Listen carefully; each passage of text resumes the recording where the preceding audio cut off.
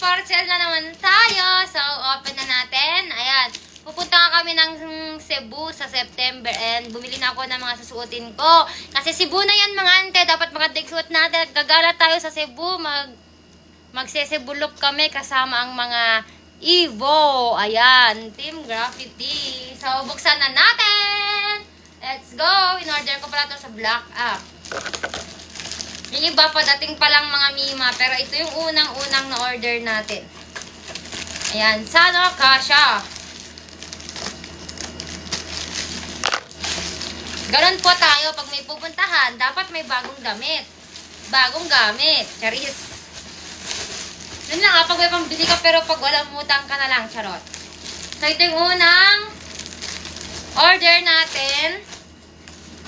Dahil magra-rides tayo, angkas tayo kay bebe ko, dapat yung suot natin pang lady rider. O, di ba? Kahit OBR ka lang, dapat yung suot mo pang lady rider pa rin. So, bumili ako ng high-waist na pants. High-waist siya na yung tawag natin? Skinny. Para maghubog yung ating katawan. Charis.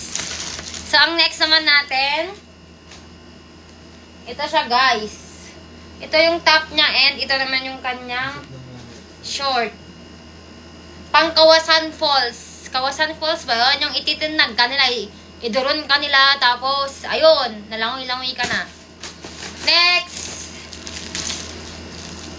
Guys, unang parcel pa lang to. Wala pa yung iba. Kaya maghintay kayo. Okay, another pants ulit. Kasi ikutin nga natin yung buong Cebu. Kaya kita-kits tayo kung may mga followers man tayo na taga Cebu. Ang next natin, partner natin sa ating pants. May UP siya. Charis. Wow! The best! Ito na nga yung ating boots. Diba? Pa-partner natin yan sa ating high-waist na pants na skinny. Hanggang dito na lang. Hanggang dito na. So, yun nga guys, yung mga na-order natin. Abangan nyo yung part 2. Comment naman kayo kung gusto nyo yung part 2. Bye-bye, mua. At do.